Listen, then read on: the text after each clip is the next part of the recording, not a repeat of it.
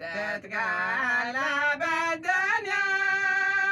وقلبي ملهى بالشوق ذايب والنار من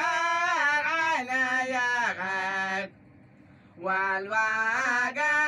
تغير وصار الخير بين الناس ذايب والجوع